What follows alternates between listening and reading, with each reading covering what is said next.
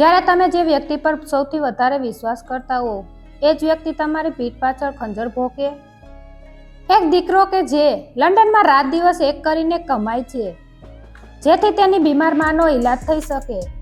દર મહિને તે લાખો રૂપિયા ઘરે મોકલે છે, પણ એક રાત્રે તેને એક અજાણ્યા નંબર પરથી એવો વિડીયો આવે છે જે જોઈને તેના પગ નીચેથી જમીન ખસી જાય છે. એ વિડીયોમાં એવું તે શું હતું જે પત્ની પર ભરોસો કરીને તે પોતાની માને મૂકીને ગયો હતો? તેણે એવું તે શું કર્યું કે આખો પરિવાર અને સમાજ શબ્દ થઈ ગયો? આ દિલ કંપાવી દે એવી વાર્તા સાંભળીને તમારી આંખોમાં પણ આંસુ આવી જશે. તો ચાલો જાણીએ આ હૃદયસ્પર્શી વાર્તા. કબીર એક બહુ જ હોશિયાર અને સફળ આર્કિટેક્ટ હતો. તેણે પોતાના જીવનમાં બહુ નાની ઉંમરે ઘણી મોટી સફળતા મેળવી લીધી હતી. કબીરના પિતા એના નાનપણમાં જ ગુજરી ગયા હતા, એટલે તેની માં મીનાબેન જ તેને ઉછેરીને મોટો કર્યો હતો. કબીર માટે તેની માં એ તેનો ભગવાન. મીનાબેન બહુ શાંત, પ્રેમાળ અને સીધા સ્વભાવના હતા. થોડા સમય પહેલા જ કબીરના લગ્ન કાવ્યા નામની છોકરી સાથે થયા. કાવ્યા દેખાવે બહુ સુંદર અને આધુનિક હતી, પણ તેને મોજશોખ, બ્રાન્ડેડ કપડાં અને વૈભવી જીવનનો બહુ જ શોખ હતો. કબીરની મોટી કમાણી, સારી લાઈફસ્ટાઈલ અને શાનદાર બંગલો જોઈને જ કાવ્યાએ આ લગ્ન માટે હા પાડી હતી. લગ્ન પછી શરૂઆતના દિવસોમાં ઘરમાં બધું જ બરાબર ચાલી રહ્યું હતું. મીનાબેને કાવ્યાને પોતાની સગી દીકરીની જેમ સાચવી હતી. તેને ઘરમાં કોઈ પણ કામમાં ક્યારેય રોકટોક નહોતી થતી. પણ સમય હંમેશા એક સરખો નથી રહેતો. અચાનક એક દિવસ મીનાબેનને લકવાનો એટલે કે પેરાલિસનો હુમલો આવ્યો. હુમલો બહુ જીવલેણ નહોતો, પણ તેના કારણે મીનાબેનનું ડાબું અંગ સાવ નબળું પડી ગયું. હવે તે પોતાની જાતે ચાલી ફરી શકતા નહોતા. તેમને આખો દિવસ વ્હીલચેર પર કે ખાટલામાં જ રહેવું પડતું હતું. એ જ સમયે કબીરની કંપનીએ તેને એક બહુ જ મોટા અને મહત્વના પ્રોજેક્ટ માટે 2 વર્ષ માટે લંડન જવાનો આદેશ આપ્યો. કબીર બહુ જ મોટી મૂંઝવણમાં પડી ગયો. એક બાજુ તેની કરિયરની સૌથી મોટી તક હતી અને બીજી બાજુ તેની લાચાર બીમાર માં. તે પોતાની માને આ હાલતમાં છોડીને જવા બિલકુલ તૈયાર નહોતો. પણ ત્યારે જ કાવ્યાએ બહુ જ મીઠાશથી કબીરનો હાથ પકડ્યો અને આંખોમાં ભરોસો બતાવતા કહ્યું, કબીર, તમે તમારા કામ પર ધ્યાન આપો. આ તક જિંદગીમાં વારંવાર નથી મળતી અને માજી માટે તમે જરાય ચિંતા ન કરો. હું છું ને, હું એમનું મારી સગી માની જેમ ધ્યાન રાખીશ. એમની દવા, સમયસર જમવાનું અને વ્હીલચેર પર એમને ફરવાનું બધું જ હું જાતે સંભાળીશ. તમે બસ શાંતિથી લંડન જાઓ. કાવ્યાની આ મીઠી વાતો સાંભળીને કબીરને બહુ મોટી રાહત થઈ. તેણે વિચાર્યું કે કાવ્યા કેટલી સમજદાર અને પ્રેમાળ છે. લંડન જતા પહેલા કબીરે બેંકમાં એવી વ્યવસ્થા કરી દીધી કે દર મહિનાની 1લી તારીખે કાવ્યાના ખાતામાં ઘર ખર્ચ અને માની દવાઓ માટે સીધા 3 લાખ રૂપિયા જમા થઈ જાય, જેથી એની પત્ની કે માને કોઈના પાસે હાથ ન રંબાવવો પડે. જવાના દિવસે કબીર પોતાની માને ભેટીને બહુ રડ્યો. મીનાબેને ધ્રુજતા હાથે દીકરાને આશીર્વાદ આપ્યા અને પોતાનું ધ્યાન રાખવા કહ્યું. કબીર પોતાની ગાડીમાં બેસીને એરપોર્ટ જવા નીકળી ગયો. પણ જેવી કબીરની ગાડી સોસાયટીની બહાર નીકળી, કાવ્યાના ચહેરા પરનું એ મીઠું અને પ્રેમાળ સ્મિત અચાનક ગાયબ થઈ ગયું. તેની આંખોમાં એક અજીબ સ્વાર્થ અને અહંકાર દેખાવા લાગ્યો. તેણે ઘરનો મેઇન દરવાજો જોરથી બંધ કર્યો. અંદર જઈને તેણે સીધું મીનાબેનના રૂમનું ટીવી બંધ કરી દીધું અને કોઈ જ કારણ વગર રૂમની લાઇટ પણ બંધ કરી દીધી. અંધારામાં મીનાબેન ડઘાઈને કાવ્યા સામે જોઈ રહ્યા. કાવ્યા કંઈ પણ બોલ્યા વગર જોરથી રૂમનો દરવાજો બહારથી ખેંચીને બંધ કરી દીધો અને પોતાના રૂમમાં જતી રહી. કબીરના ગયાની પહેલી જ મિનિટથી કાવ્યાએ પોતાનો અસલી રંગ બતાવવાનું શરૂ કરી દીધું હતું.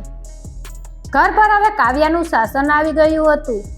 પૈસાનો નશો માણસને કેટલો આંધળો અને ક્રૂર બનાવી શકે છે. કબીર લંડનથી પોતાની માની દવા અને ઘરના ખર્ચ માટે દર મહિને 3 લાખ રૂપિયા મોકલતો હતો. પણ શું એ પૈસા ખરેખર બીમાર મા પાછળ વપરાતા હતા?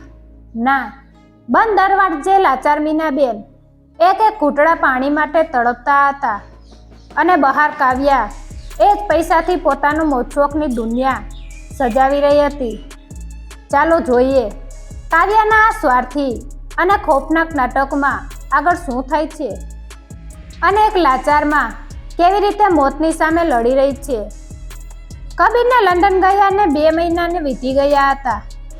દર મહિનાની 1લી તારીખે કાવ્યાના બેંક ખાતામાં પૂરા 3 લાખ રૂપિયા જમા થઈ જતા. આટલી મોટી રકમ જોઈને કાવ્યાનો લોભ 7મા આસમાને પહોંચી ગયો. તેણે ઘરમાં રસોઈ બનાવવાનું સાવ બંધ કરી દીધું. રોજ બપોરે અને સાંજે શહેરની મોંઘી હોટલોમાંથી ખાવાનું ઓર્ડર થતું. ઓનલાઈન શોપિંગ કરીને તે રોજ નવા કપડાં ખરીદતી અને પોતાની બહેનપણીઓ સાથે મોંઘી ક્લબમાં પાર્ટીઓ કરતી. સોશિયલ મીડિયા પર કાવ્યા પોતાની આ આલિશાન લાઈફસ્ટાઈલના ફોટા મૂકીને લોકોની વાહવાઈ લૂંટતી હતી. પણ આ બધી ચાકમજોળની પાછળ ઘરના એક અંધારા ખૂણામાં મીનાબેનની હાલત ખૂબ જ ખરાબ થઈ ગઈ હતી. કાવ્યા તેમને દિવસમાં માત્ર 1 જ વાર જમવાનું આપતી, એ પણ આગલા દિવસનું વધેલું કે સાવ ઠંડુ. મીનાબેન લકવાના દર્દી હતા એટલે જાતે ઊભા થઈને પાણી પણ પી શકતા નહોતા. કાવ્યા જાણી જોઈને ડૉક્ટરે લખેલી આપેલી મોંઘી દવાઓ લાવતી જ નહોતી, જેથી એ પૈસા બચી શકે અને તે પોતાના શોખ પૂરા કરી શકે. જ્યારે મીનાબેનને દર્દથી કણસતા અને પાણી માટે બૂમ પાડતા ત્યારે કાવ્યા ટીવીનો અવાજ મોટો કરી દેતી અને પોતાના કાનમાં હેડફોન ભરાવીને ગીતો સાંભળવા લાગતી. તેના મનમાં સાસુ માટે સહેજ પણ દયા નહોતી. કબીર જ્યારે પણ લંડનથી વિડીયો કોલ કરતો ત્યારે કાવ્યા ફટાફટ માથા પર દુપટ્ટો ઓઢીને એકદમ ડાય અને સંસ્કારી વહુ બની જતી. તે બહુ જ મીઠાશથી કબીરને કહેતી, અરે કબીર, તમે જરાય ચિંતા ન કરો, માજીને તો હમણાં જ મેં પોતાના હાથે જમાડીને દવા આપીને સુવડાવ્યા છે. એમની તબિયત હવે પહેલાં કરતાં ઘણી સારી થઈ ગઈ છે. કબીર બિચારો કામના થાકમાં અને પત્નીના મીઠા બોલમાં ફસાઈ જતો. તે પોતાની પત્ની પર આંધળો ભરોસો કરતો હતો. ક્યારેક કબીર મા સાથે વાત કરવાની જીદ કરતો તો કાવ્યા બહુ ચાલાકીથી બહાનું કાઢી દેતી કે માજી તો હમણાં જ ઊંઘી ગયા છે, અત્યારે એમને જગાડવા ડૉક્ટરે ના પાડી છે, ઊંઘ પૂરી થશે એટલે હું જ વાત કરાવી દઈશ. દિવસો પસાર થતા ગયા. પૂરતો ખોરાક અને દવાઓ ન મળવાના કારણે મીનાબેનનું શરીર હવે સાવ સુકાઈ ગયું હતું. તેમનું બીજું અંગ પણ કામ કરતું બંધ થવા લાગ્યું હતું. એક દિવસ બપોરે અચાનક મીનાબેનને છાતીમાં સખત દુખાવો પડ્યો. શ્વાસ લેવામાં બહુ તકલીફ થવા લાગી. તેઓ માંડ ખાટલા પરથી નીચે પડ્યા અને ધ્રુજતા હાથે દરવાજા તરફ ઘસડાયા. તેમણે રૂંધાતા અવાજે બૂમ પાડી, બેટા કાવ્યા, મને બહુ દુખે છે, પ્લીઝ મને ડૉક્ટર પાસે લઈ જા, મને બચાવી લે બેટા. પણ કાવ્યાએ એ સમયે પોતાની બહેનપણીઓ સાથે મોંઘા બ્યુટી પાર્લરમાં તૈયાર થવા જ ગઈ હતી. બહારથી દરવાજો બંધ હતો.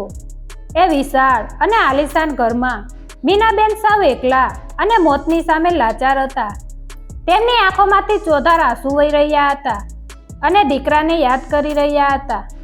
મોડી સાંજે કાવ્યા બ્યુટી પાર્લરમાંથી સજી ધજીને ઘરે પાછી આવી. તેણે ઘરનો દરવાજો ખોલ્યો તો આખા ઘરમાં શાંતિ હતી. અંદર જઈને તેણે મીનાબેનના રૂમમાં જોયું તો તેના હોશ ઉડી ગયા. મીનાબેન ખાટલા પરથી નીચે જમીન પર પડેલા હતા. તેમના શ્વાસ બહુ ધીમા ચાલી રહ્યા હતા અને મોઢા પર પીડા સ્પષ્ટ દેખાઈ રહી હતી. તેઓ દર્દથી કણસી રહ્યા હતા. કોઈ પણ સામાન્ય વહુ હોય તો તરત જ ડરી જાય અને ડૉક્ટરને ફોન કરે, પણ કાવ્યાના દિમાગમાં તો એક ભયાનક અને રાક્ષસી વિચાર આવ્યો. તેણે વિચાર્યું, જો આ ડોશી આજે મરી જશે તો મારી કાયમની માથાકૂટ મટી જશે. કબીર તો લંડનમાં છે, એને ક્યાં ખબર પડવાની છે કે શું થયું હતું. હું તો એમ કહી દઈ કે એને અચાનક હાર્ટ એટેક આવ્યો હતો અને હું કંઈ કરી શકી નહીં.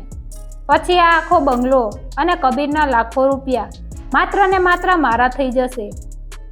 આ પાપી વિચારે કાવ્યાને અંદરથી પથ્થર દિલની બનાવી દીધી. તેણે મીનાબેનને હોસ્પિટલ લઈ જવાને બદલે તેમને નિર્દયતાથી ઢસડીને ખાટલા પર પછાડ્યા. મીનાબેન પાણી માટે હાથ લંબાવી રહ્યા હતા, પણ કાવ્યાએ તેમની સામે પણ ન જોયું. તેણે રૂમની લાઇટ બંધ કરી અને બહારથી દરવાજો બંધ કરીને પોતાના રૂમમાં જતી રહી. આખી રાત મીનાબેન જીવન અને મોત વચ્ચે ઝોલા ખાતા રહ્યા અને કાવ્યા પોતાના રૂમમાં એસી ચાલુ કરીને આરામથી ઊંઘતી રહી. પણ કહેવાય છે ને કે પાપ ક્યારેય છુપાયેલું રહેતું નથી. કાવ્યાએ નહોતી જાણતી કે પાડોશમાં રહેતી એક યુવાન કોલેજની છોકરી નિશા આ બધું જ જોઈ રહી હતી.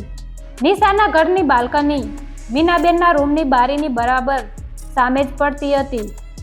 રાત્રે જ્યારે કાવ્યા મીનાબેનને જમીન પરથી ખાટલા પર નિર્દયતાથી પછાડી રહી હતી, ત્યારે બારીનો પડદો થોડો ખુલ્લો રહી ગયો હતો.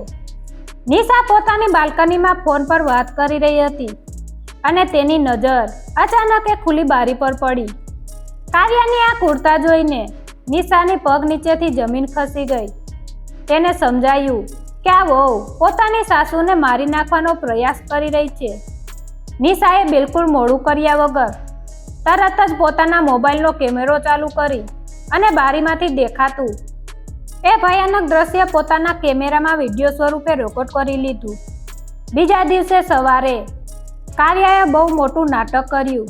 તેણે ખોટા આંસુ સાથે બૂમાબૂમ કરી મૂકી. આજુબાજુના લોકો અને નિશા પણ દોડીને ત્યાં આવ્યા. ડૉક્ટરને બોલાવવામાં આવ્યા. ડૉક્ટરે તપાસ કરીને કહ્યું, માજી જીવિત તો છે, પણ રાત્રે આવેલા હુમલાને કારણે તેઓ હવે કોમામાં જતા રહ્યા છે. જો રાત્રે જ દવા મળી ગઈ હોત તો આ હાલત ન થાત. આ સાંભળીને કાવ્યાએ મગરના આંસુ સારતા કહ્યું, અરે રે, રાત્રે તો હું એમની પાસે જ બેઠી હતી. મને તો ખબર જ ન પડી કે આવું ક્યારે થઈ ગયું. નિશા ભીડમાં ઊભી ઊભી કાવ્યાનું આ નાટક જોઈ રહી હતી. તે ગુસ્સાથી લાલચોળ હતી, પણ તેણે ત્યાં કંઈ બોલવાનું યોગ્ય ન સમજ્યું. તેણે નક્કી કર્યું કે આ વાતનો ન્યાય અહીં કોઈ નહીં કરી શકે. આનો ન્યાય માત્ર એક જ વ્યક્તિ કરી શકશે અને તે છે કબીર. નિશાએ સોસાયટીના સેક્રેટરી પાસેથી કોઈ બહાને કબીરનો લંડનનો નંબર મેળવ્યો અને રાત્રે પોતાના અજાણ્યા નંબર પરથી કબીરને વોટ્સએપ પર એ હચમચાવી દેતો વિડીયો મોકલી દીધો.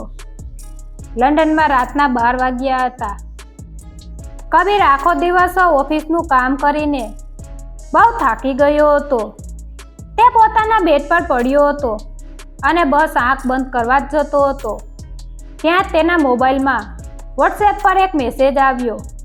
નંબર અજાણ્યો હતો એટલે કબીરે પહેલાં તો ધ્યાન ના આપ્યું, પણ પછી તેને થયું કે લાવને જોઉં તો ખરો કે આટલી રાત્રે કોનો મેસેજ આવ્યો છે.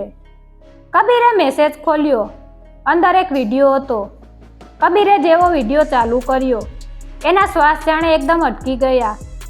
વિડીયોમાં સ્પષ્ટ દેખાતું હતું કે તેની વાલી માં મીનાબેન જમીન પર પડેલા છે, પીડાથી તરફડી રહ્યા છે અને કાવ્યા તેમને બહુ જ નિર્દયતાથી ઢસડીને ખાટલા પર પછાડી રહી છે. કાવ્યાના ચહેરા પર જરાય દયા કે શરમ નહોતી. વિડીયોની સાથે નીચે એક મેસેજ પણ લખેલો હતો, ભાઈ, હું તમારી પાડોશી નિશા છું. તમારી પત્ની તમારી માને બહુ હેરાન કરે છે અને દવાની કમીથી અત્યારે માજી કોમામાં જતા રહ્યા છે. જલ્દી પાછા આવો. આ વિડીયો જોઈને કબીર જાણે જીવતો લાશ બની ગયો.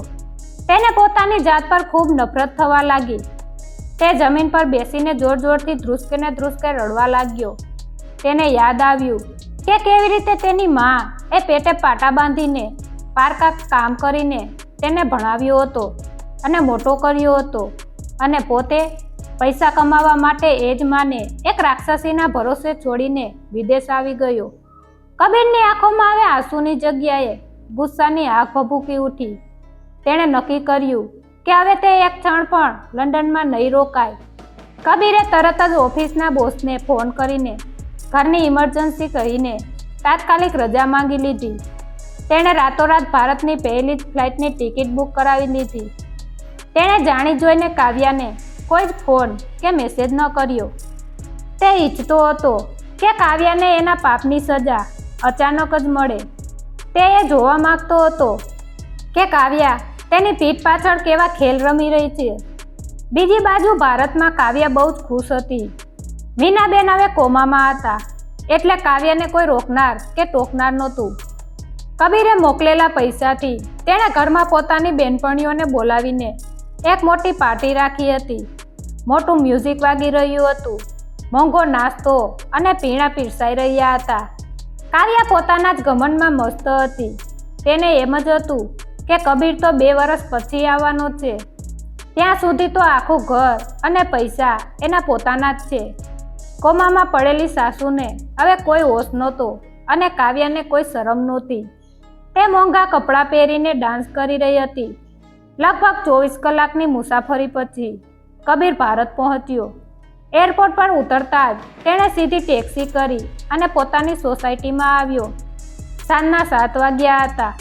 તે પોતાના ઘરની બહાર ઊભો રહ્યો. ઘરની અંદરથી જોર જોરથી ગીતો વાગવાનો અને હસવાનો અવાજ આવી રહ્યો હતો. કબીર સમજી ગયો કે એક તરફ તેની માં મોત સામે લડી રહી છે અને બીજી તરફ તેની પત્ની જલસા કરી રહી છે. તેણે પોતાના હાથની મુઠ્ઠી વાળી અને ભારે પગલે દરવાજા તરફ આગળ વધ્યો. કબીરે પોતાના ઘરની ડોલબેલ વગાડી. અંદર ગીતોનો અવાજ એટલો મોટો હતો કે કોઈને સંભળાયું જ નહીં. છેવટે કબીરે ગુસ્સામાં આવીને જોરથી દરવાજા પર લાત મારી. દરવાજો અંદરથી બરાબર બંધ નહોતો, એટલે ધડામ દઈને ખુલી ગયો. કબીર જેવો હોલમાં દાખલ થયો, બધી જ બેનપણીઓ એને જોઈને સ્તબ્ધ થઈ ગઈ. એક છોકરીએ તરત જ મ્યુઝિક સિસ્ટમ બંધ કરી દીધી. આખા ઘરમાં અચાનક જ સોપો પડી ગયો. કાવ્યાના હાથમાં ઠંડા પાણીનો ગ્લાસ હતો. કબીરને અચાનક આમ સામે ઊભેલો જોઈને એના હાથમાંથી ગ્લાસ છટકીને નીચે પડી ગયો અને કાચના ટુકડા ઉડ્યા. એનો ચહેરો સાવ સફેદ થઈ ગયો. શરીરમાંથી જાણે લોહી સુકાઈ ગયું હોય એવું લાગવા માંડ્યું. તેણે ડરતા ડરતા નકલી હાસ્ય લાવવાનો પ્રયાસ કર્યો અને થોથવાતા અવાજે બોલી, અરે કબીર, તમે આમ અચાનક કોઈને કહ્યા વગર મને ફોન તો કરવો હતો, હું ગાડી લઈને એરપોર્ટ લેવા આવત ને.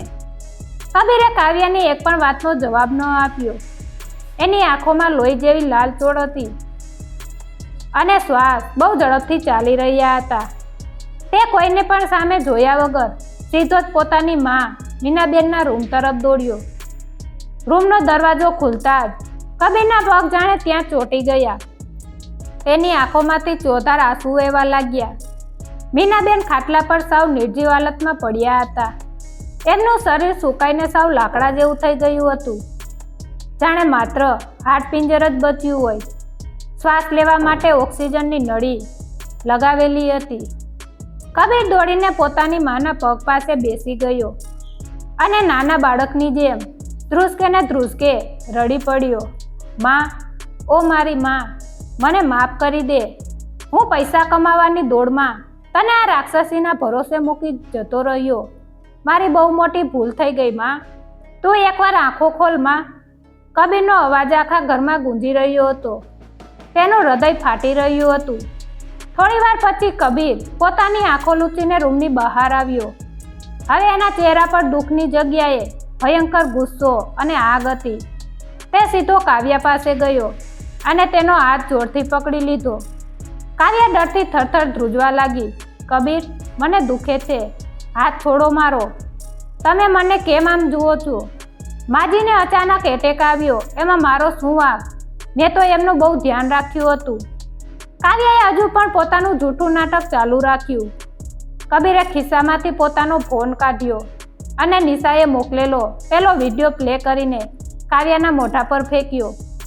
જો આ વિડીયો, તું મારી માને ખાટલા પર પછાડી રહી છે. તે એમને એક ઘૂંટડો પાણી પણ ના આપ્યું. મારા મોકલેલા લાખો રૂપિયાથી તું અહીંયા તારી બેનપણીઓ સાથે પાર્ટીઓ કરે છે અને મારી માં ત્યાં દવાની એક ગોળી માટે તરફડી રહી હતી. વિડીયો જોઈને કાવ્યના હોશ ઉડી ગયા. એના મોઢામાંથી હવે એક પણ શબ્દ નહોતો નીકળતો. એને સમજાઈ ગયું કે હવે એની બધી જ ચોરી પકડાઈ ગઈ છે. કબીરે તરત જ કાવ્યની બધી બેનપણીઓને ધક્કા મારીને ઘરની બહાર કાઢી મૂકી અને મુખ્ય દરવાજો બંધ કરી દીધો. આજે કાવ્યનો અસલી ચહેરો અને એનું પાપ આખી દુનિયા સામે ખુલ્લું પડી ગયું હતું. કબીરે દરવાજો બંધ કર્યો અને ગુસ્સાથી કાવ્યા તરફ ફર્યો. કાવ્યાને હવે પોતાની ભૂલ સમજાઈ ગઈ હતી. તે રડતી રડતી કબીરના પગમાં પડી ગઈ. મને માફ કરી દો કબીર, હું પૈસાના નશામાં સાવ આંધળી થઈ ગઈ હતી. મારી બહુ મોટી ભૂલ થઈ ગઈ. પ્લીઝ મને આ ઘરમાંથી ન કાઢતા, હું ક્યાં જઈશ? પણ કબીરનું દિલ હવે પથ્થર બની ગયું હતું. તેણે કાવ્યાને ધક્કો મારીને દૂર કરી. કબીરે કહ્યું, તે મારી માને એક ઘૂંટડો પાણી પણ નહોતું આપ્યું. તે એમને તરફડીને મરવા માટે છોડી દીધા હતા. તારી જગ્યા આ ઘરમાં નથી પણ જેલમાં છે. કબીરે તરત જ પોલીસને ફોન કર્યો. પોલીસે આવીને નિશાનો પેલો વિડીયો જોયો અને કાવ્યાની ધરપકડ કરી લીધી. કાવ્યાના હાથમાં હથકડી લાગી ગઈ. જે પૈસા અને બંગલાનો તેને ઘમંડ હતો તે બધું જ પળવારમાં છીનવાઈ ગયું. કાવ્યાના માતા પિતાને જ્યારે આ વાતની ખબર પડી ત્યારે શરમથી એમનું માથું પણ ઝૂકી ગયું અને તેમણે કાવ્યા સાથેના બધા જ સંબંધ તોડી નાખ્યા. પોલીસ કાવ્યાને લઈ ગઈ. એ પછી કબીરે તરત જ એમ્બ્યુલન્સ બોલાવી અને પોતાની માને શહેરની સૌથી મોટી અને સારી હોસ્પિટલમાં દાખલ કર્યા. કબીરે પોતાની નોકરી અને લંડન જવાનું બધું જ પડતું મૂક્યું. હવે તેનો એક જ ધ્યેય હતો, ગમે તેમ કરીને પોતાની માને બચાવી. તે દિવસ રાત હોસ્પિટલમાં માની પથારી પાસે જ બેસી રહેતો. તે પોતાની માનો હાથ પકડીને રડતો અને જૂની વાતો કરતો. માં, તે મને નાનપણમાં પારકા કામ કરીને મોટો કર્યો છે. હવે હું તને કંઈ નહીં થવા દઉં. તારો દીકરો હવે હંમેશા તારી પાસે જ રહેશે. કહેવાય છે ને કે દીકરાના સાચા પ્રેમ અને હૃદયની કરેલી સેવામાં બહુ મોટી તાકાત હોય છે. 15 દિવસની સખત સારવાર અને કબીરની દિવસ રાતની સેવા પછી એક મોટો ચમત્કાર થયો. મીનાબેનના હાથની આંગળીઓમાં સહેજ હલી. એમણે ધીમે ધીમે પોતાની આંખો ખોલી. સામે પોતાના દીકરાને રડતો જોઈને મીનાબેનના બીમાર ચહેરા પર એક નાનકડું સ્મિત આવી ગયું. કબીર ચોધાર આંસુએ રડતા રડતા પોતાની માને વળગી પડ્યો. હોસ્પિટલના ડોક્ટરે પણ કહ્યું કે કબીરના પ્રેમ અને વિશ્વાસે જ મીનાબેનને નવું જીવન આપ્યું છે. બીજી બાજુ કાવ્યાને પોતાના કર્મોની સખત સજા મળી.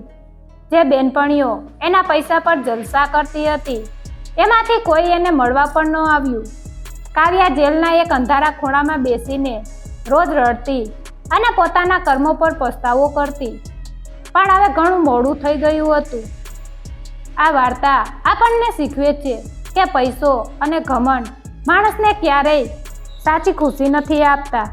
મા બાપના આશીર્વાદ અને પરિવારનો સાથ જ જીવનની સૌથી મોટી મૂડી છે. તમે જેવા કર્મ કરશો એવું જ ફળ તમને આ જિંદગીમાં ભોગવવું પડશે. કાવ્યાએ જે ખાડો સાસુ માટે ખોદ્યો હતો એમાં તે પોતે જ પડી ગઈ.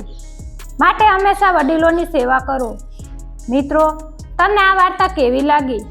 શું કબીરે કાવ્યાને જે સજા આપી તે સાચી હતી? તમારા વિચારો અમને કોમેન્ટ કરીને જરૂર જણાવો. જો તમને આ હૃદયસ્પર્શી વાર્તા ગમી હોય તો વિડીયોને દિલથી લાઈક કરો. તમારા પરિવાર અને બધા મિત્રો સાથે શેર કરો. આવી જીવનને સ્પર્શી જતી સુંદર અને બોધદાયક વાર્તાઓ રોજ સાંભળવા માટે અમારી ચેનલને હમણાં જ સબસ્ક્રાઈબ કરો અને બેલ આઇકન દબાવવાનું ભૂલતા નહીં. તમારો કિંમતી સમય આપવા બદલ આભાર.